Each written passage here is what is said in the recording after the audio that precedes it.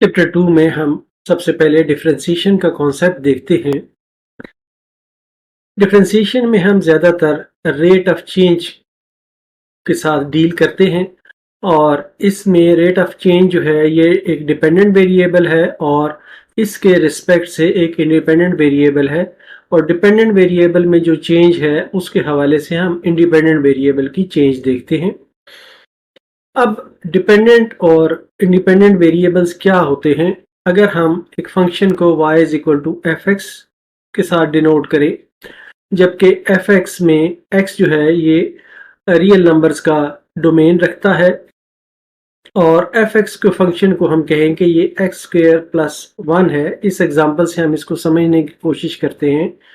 तो इसमें अगर x की हम डिफरेंट वैल्यूज डालें तो एफ एक्स की वैल्यू जो है उनके मुताबिक तब्दील होती जाएगी। मिसाल के तौर पे अगर हम x की वैल्यू 1 या 1.5 या 2 डालें तो एफ ऑफ 1 की वैल्यू आती है 2। x की जगह पे हमने 1 पुट किया है तो वैल्यू 2 आई है। इसी तरह x की जगह पे अगर हम 1.5 पुट करते हैं तो इसका जो एफ ऑफ x की वैल्यू है वो 3.25 आएगी।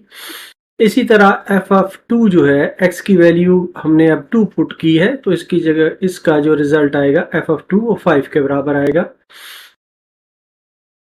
हम ये देखते हैं कि इसमें जो x में चेंज आई है वो है 1.5 माइनस 1, यानी कि ये 1 से 1.5 पे चला गया है और इनके दरमियान जो डिफरेंस है वो 0.5 है। लेकिन इसी के साथ जो corresponding change F of x में आई है, एफ ऑफ 1.5 में से एफ ऑफ 1 अगर हम माइनस करें 3.25 में से -2 करें तो ये 1.25 आती है। मतलब है एक्स में चेंज आई है 0.5 की, लेकिन इसका जो डिपेंडेंट फंक्शन है उसमें चेंज आई है 1.25 की। इसमें हमने देखा है कि जो एक्सप्रेशन है हमारा एक्स स्क्वायर प्लस 1 या एफ एक्स, ये एक्स वेरिएबल पर डिपेंड करता है। जो एक्स की वैल्यू चेंज होती जाती है इस एक्सप्रेशन की वैल्यू भी चेंज होती जाती है और इस तरह हम ये कहते हैं कि एक्स इंडिपेंडेंटली बिहेव करता है, इसलिए हम इसको एक इंडिपेंडेंट वेरिएबल कहेंगे। और वाई क्योंकि डिपेंडेंट है एक्स पर, इसलिए हम इसको कहेंगे कि ये y एक डिपेंडेंट वेरिएबल है। तो इस तरह हम ये कहते हैं कि x जो है इस गिवन इक्वेशन में y is equal to X square plus 1, इसमें x जो है ये इंडिपेंडेंट वेरिएबल है और y जो है ये एक डिपेंडेंट वेरिएबल है। इंडिपेंडेंट वेरिएबल और डिपेंडेंट वेरिएबल हम देख चुके हैं। अब हम देखते हैं कि इंक्रीमेंट ऑफ x क्या होगी। x जैसा कि हमने देखा था कि पिछले रिलेशनशिप में x को हमने एज ए इंडिपेंडेंट वेरिएबल लिया था, तो हम ये कहते हैं कि the change in the value of x, वो पॉजिटिव हो या नेगेटिव हो, is called the increment of x। x की वैल्यू में जो तब्दीली आती है उसको हम इंक्रीमेंट ऑफ x कहते हैं। ये तब्दीली पॉजिटिव भी हो सकती है और नेगेटिव भी हो सकती है। इसको डिनोट हम इस सिंबल से करते हैं जिसको हम पढ़ते हैं डेल्टा x। और इसी तरह जो कॉरस्पॉन्डिंग चेंज आती है डिपेंडेंट वेरिएबल यानी कि y या f ऑफ x में, वो हम नोट करते हैं डेल्टा y या डेल्टा f से। इसको इक्वल टू हम करते हैं f of x plus delta x का function minus f of x का जो फंक्शन है ओरिजिनल उसको माइनस करते हैं तो हमें डेल्टा y की वैल्यू मिलती है। हमने देखा है कि डिपेंडेंट वेरिएबल क्या होता है, इंडिपेंडेंट वेरिएबल क्या होता है और इंक्रीमेंट इन x क्या होता है। अब हम देखते हैं कि एवरेज रेट ऑफ चेंज को हम क्या कहेंगे। Suppose a particle or an object is moving in a straight line and its positions from some fixed point after times t and t1 are given by st and st1। हम suppose करते हैं कि एक particle है या कोई object है, वो मूव कर रहा है स्ट्रेट लाइन में और यहाँ पर इसका जो टाइम है ये t है और यहाँ पर जब पहुँचता है तो टाइम t1 हो जाता है। यहाँ पर इसकी जो पोजीशन है वो है एस ऑफ टी है और यहाँ पर एस ऑफ टी वन है। तो इसका जो डिस्टेंस ट्रेवल्ड होगा इस टाइम में T one minus T time में, इस इंटरवल में जो इसने डिस्टेंस ट्रेवल किया होगा वो होगा S T one minus S T. ये आपको खुद से समझ है पहले से कि ये एक गिवन टाइम इंटरवल में डिस्टेंस को कैसे निकालते हैं। तो ये आ जाएगा S T one minus S T और इनका जो डिफरेंस कोशेंट आ जाएगा, टाइम से अगर हम इंटरवल से डिवाइड करें तो डिफरेंस का कोशेंट आ जाएगा। और ये जो कोशेंट है ये है एवरेज आ जाती है, average rate of change of distance over the time interval T one minus T. ये average rate of change of distance over the time interval आ जाता है। अगर इसमें एहतियात ये करनी है कि अगर t1 और माइनस टी जो है वो बहुत छोटा ना हो तो एवरेज रेट ऑफ चेंज जो है वो एक्यूरेट नहीं आ सकती। अब हम ये कहते हैं कि t1 is equal to T plus delta T, क्योंकि डेल्टा टी बहुत छोटा सा बहुत छोटी सी वैल्यू है। तो हम जो डिफरेंस कोशेंट हमने यहाँ पर ऊपर इक्वेशन 1 में लिखा था ये आ जाता है, t1 की जगह पे हम t plus delta T put करते हैं तो ये आ जाता है S T plus delta T minus S T divided by delta T. ये जो है ये रिप्रेजेंट करता है average rate of change of distance over interval delta T. और इसी की जब हम लिमिट ले लेते हैं, limit delta tends to zero, मतलब है कि डेल्टा टी इतना छोटा है कि ये जीरो के बहुत करीब है। तो अगर ये लिमिट एग्जिस्ट करती हो तो ये कहलाती है instantaneous rate of change of the distance S at time T. तो इस तरह हमने देखा कि एवरेज रेट ऑफ चेंज जो है वो तो इससे इस रिलेशनशिप से हम डिफाइन करते हैं और इंस्टेंटेनियस रेट ऑफ चेंज जो है ये लिमिट लेके इस तरह हम डिफाइन करते हैं। नेक्स्ट कॉन्सेप्ट हम देखते हैं कि डेरिवेटिव ऑफ ए फंक्शन क्या होगा। अब तक हमने दो चीज़ें पिछले टॉपिक में देखी हैं कि एवरेज रेट ऑफ चेंज क्या होता है और दूसरा हमने देखा था कि इंस्टेंटेनियस रेट ऑफ चेंज क्या होता है। तो अब हम एक फंक्शन को डिफाइन करते हैं। Let F be a real valued function continuous in the interval X X one. इस इंटरवल में ये एक फंक्शन है जो कंटिन्यूस है, तो इसका जो डिफरेंस कोशेंट होगा F X one minus F x divided by x minus x one minus x, ये इसका एवरेज रेट ऑफ चेंज को रिप्रेजेंट करेगा। तो अगर x1 जो है वो अप्रोच करे x को मतलब है बहुत नज़दीक हो x1 x के, तो इसकी जब हम लिमिट लेते हैं, limit x1 tends to x, F X one minus F of X divided by x1 minus X आ जाता है। और अगर ये लिमिट एग्जिस्ट करती हो तो इसको हम कहते हैं कि ये इंस्टेंटेनियस रेट ऑफ चेंज है विद रिस्पेक्ट टू x। अब x1 और x क्योंकि बहुत करीब हैं तो इसलिए हम ये कह सकते हैं कि x1 जो है ये x प्लस डेल्टा x के बराबर है, या x1 माइनस x जो है ये डेल्टा x के बराबर है। इस तरह से ये जो हमारा एक्सप्रेशन 1 है इसमें अगर ये वैल्यूज़ हम पुट करें, यहाँ पर हम ये वैल्यूज़ पुट करें, x1 की जगह पे हम x plus delta x put करें और तो हमारे पास ये आ जाता है F of X plus delta X minus F of X divided by delta X. और फर्दर इसमें हम डेल्टा एक्स की अगर हम लिमिट लें, limit delta X tends to zero, मतलब है कि डेल्टा एक्स बहुत छोटा है और वो जीरो के करीब है, तो ये आ जाएगा limit F of X plus delta X minus F of X divided by delta x. अगर इसकी लिमिट एग्जिस्ट करती हो और ये डेरिवेटिव, तो इस डेरिवेटिव को हम f कहते हैं और या डिफरेंशियल कोएफिशिएंट ऑफ f कहते हैं विद रिस्पेक्ट टू x, और इसको हम डिनोट करते हैं f के ऊपर एक डैश ऑफ x से और इसको हम पढ़ते हैं f प्राइम ऑफ x से। इसका जो डोमेन होगा f डैश का वो सारा x होगा और जिसमें इसकी लिमिट एग्जिस्ट करती होगी।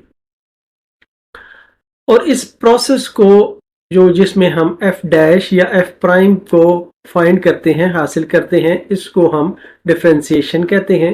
तो ये फार्मूला हमारा बुनियादी तौर पे f डैश ऑफ x का फार्मूला होगा। अब हम देखते हैं कि डेरिवेटिव को हम कैसे डिनोट करेंगे। इसके लिए मुख्तलिफ नोटेशंस इस्तेमाल होती हैं। हमने पिछले टॉपिक में ये देखा है कि हम इसको एफ प्राइम ऑफ एक्स या एफ डैश ऑफ एक्स से डिनोट कर सकते हैं।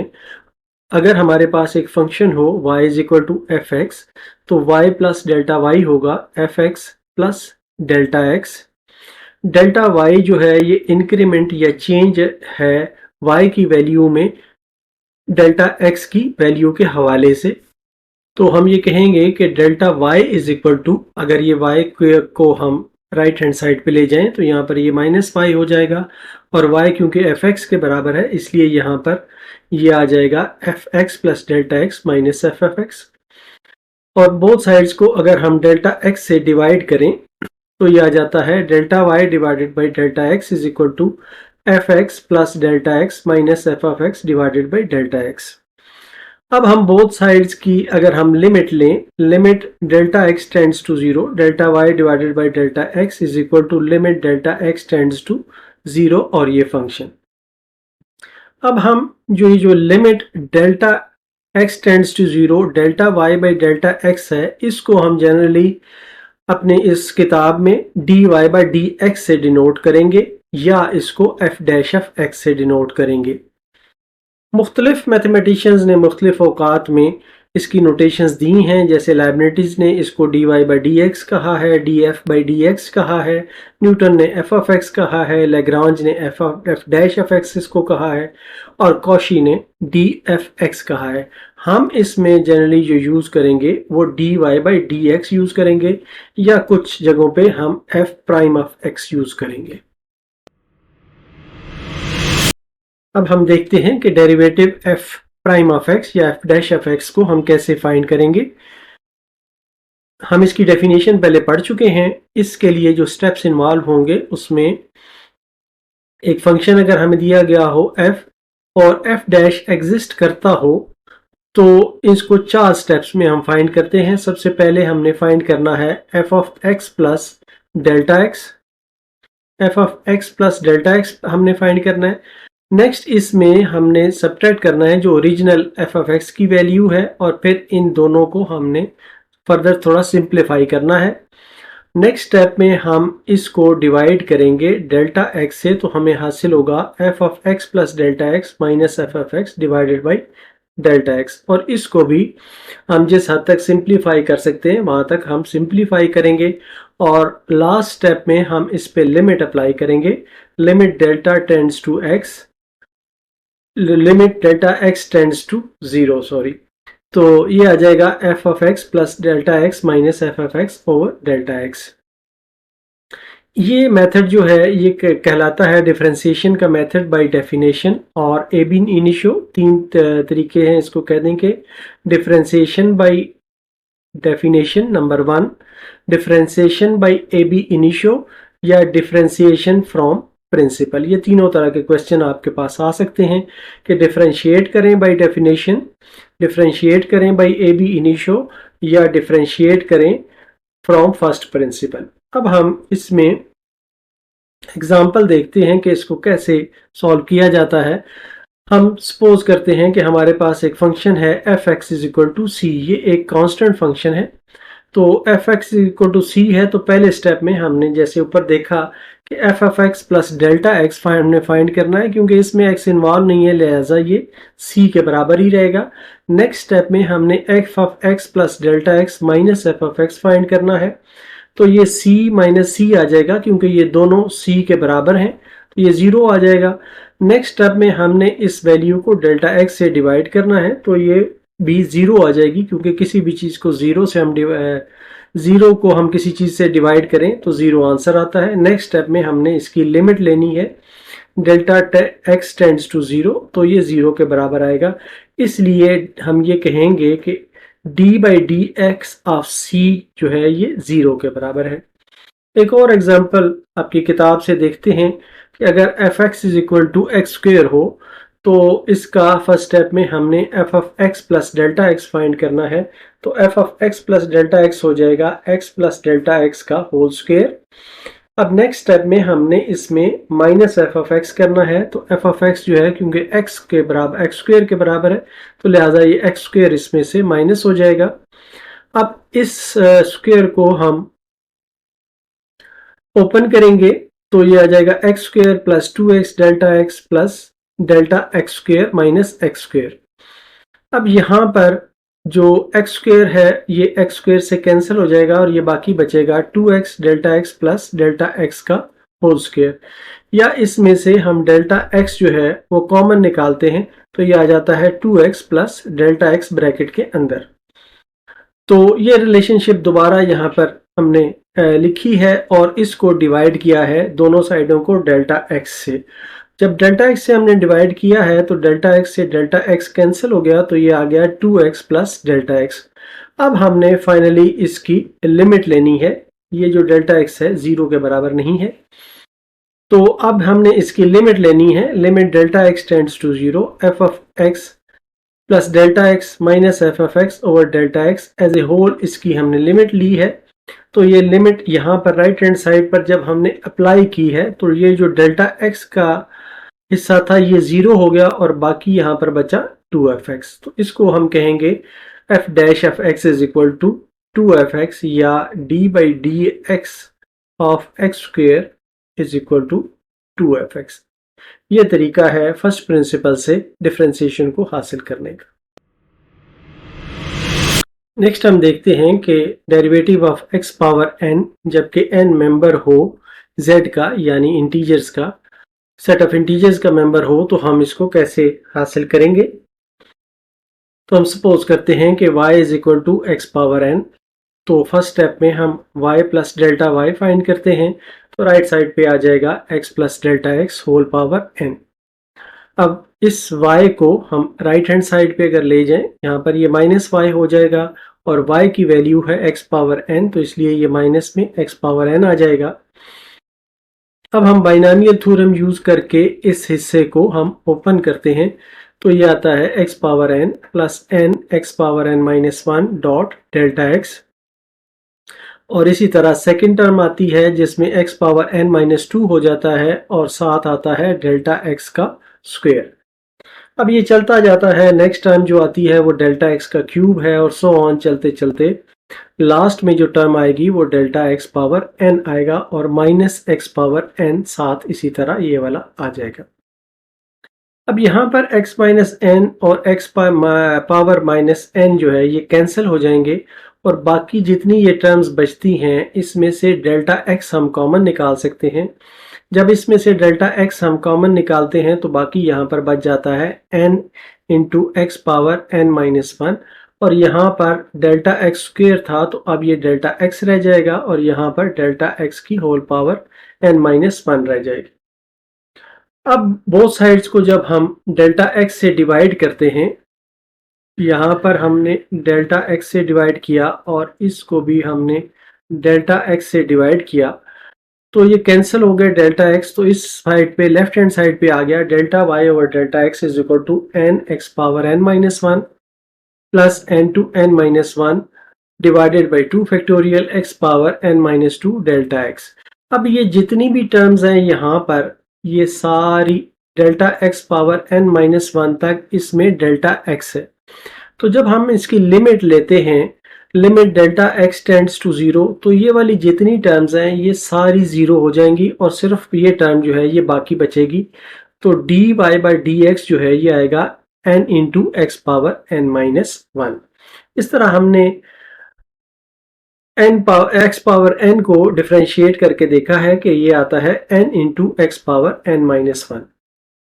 अब इसमें एक छोटा सा नोट दिया गया है बुक में कि अगर n 0 के बराबर होगा तो इसका डिफरेंशिएशन क्या होगा। यहाँ पर हम देखते हैं कि x पावर n की जगह पे हम जो है x पावर 0 यहाँ पे पुट करते हैं तो ये आ जाता है डिफरेंशिएट करते हुए जैसे यहाँ पर n नीचे आया था मल्टीप्लाई हो गया था, ऐसे ही 0 को हमने यहाँ पर मल्टीप्लाई किया है और x की पावर 0 माइनस 1 कर दी है। तो 0 से ये मल्टीप्लाई हो रहा है तो जो भी इसमें वैल्यू आए वो 0 के बराबर ही होगी। तो इसका मतलब ये हुआ कि डी बाई डी एक्स और x की पावर 0 जो है वो 1 के बराबर होती है, इसलिए ये 0 के बराबर होगा। अब हम इसका दूसरा हिस्सा देखते हैं कि जब y की y जो है x पावर n हो, लेकिन n एक नेगेटिव नंबर हो। पीछे हमने देखा है कि n एक पॉजिटिव नंबर था। अगर n नेगेटिव नंबर होगा तो उस सूरत में n जो है ये माइनस m के बराबर होगा, जबकि m जो है एक पॉजिटिव नंबर हो। तो y जो है ये आ जाएगा y is equal to x power minus m या equal to 1 over x power m। अब इसमें हमने फाइंड करना है y प्लस डेल्टा y, तो ये है x प्लस डेल्टा x आ जाएगा राइट साइड पे, डेल्टा y लेफ्ट साइड पे और डेल्टा x राइट साइड पे ऐड हो गया, इसकी होल पावर m है। अब हम इन दोनों इक्वेशंस को आपस में सब्ट्रैक्ट करते हैं, तो ये आ जाता है delta y is equal to 1 over ये वाला हिस्सा और minus 1 over x power m ये वाला हिस्सा। अब इनका एलसीएम ले लें तो इस तरह से x power m into x plus delta x whole power m आ जाता है, और यहाँ पर x पावर m आ जाएगा, यहाँ पर x plus delta x whole power m आ जाएगा। अब इनको हम ये वाला जो हिस्सा है इसको हम बाइनोमियल थ्योरम से एक्सपेंड करते हैं, तो ये आ जाता है x power m plus m x power m minus 1 delta x, और इसी तरह ये चलता जा रहा है। यहाँ पर डेल्टा x का स्क्वायर आ जाएगा और नेक्स्ट डेल्टा x का क्यूब और लास्ट में जाके डेल्टा x की पावर m आ जाएगी। अब यहाँ पर हम देखते हैं कि x पावर m है और माइनस x पावर m है, ये दोनों कैंसिल हो जाएंगे आपस में, और बाकी जितनी भी टर्म्स हैं उसमें डेल्टा x कॉमन है, तो हम इसमें से माइनस डेल्टा x जो है ये कॉमन ले लेते हैं, तो ये आ जाता है minus delta x multiplied by ये सारी सीरीज और divided by x power m into x plus delta x whole power m। अब हम जब इसकी लिमिट लेते हैं, यहाँ पर हम लिमिट लेते हैं, तो ये आ जाता है ये वाला हिस्सा जो है ये लिमिट जब ली है तो डेल्टा एक्स जो है ये वाला 0 हो जाएगा, और यहाँ पर ये जितनी टर्म्स हैं ये सारी, क्योंकि इसमें डेल्टा एक्स इन्वॉल्व है तो ये सारी भी 0 हो जाएंगी, 0 हो जाएंगी। तो बाकी जो हमारे पास बचता है, एक ये टर्म बचती है एक्स पावर m बचता है, और यहाँ पर x पावर m बचता है, और multiplied by m into x power m minus 1 बचता है। इसको हम फर्दर सिंप्लीफाई करते हैं तो ये आता है माइनस m, ये वाला minus m x power m minus 1 और डिवाइडेड बाई x पावर, ये divided by x power minus 2m था, सॉरी 2m था, तो अब इसको ऊपर जब हम लेके जाते हैं तो x पावर माइनस 2m आ जाता है, तो ये बराबर आता है minus m x power minus m minus 1। अब क्योंकि माइनस m जो है n के बराबर है, इसलिए ये भी वापस n power x power n minus 1 के बराबर आएगा। तो नेगेटिव हो या पॉजिटिव हो, दोनों को सेम तरीके से इस तरीके से हम सॉल्व कर सकते हैं।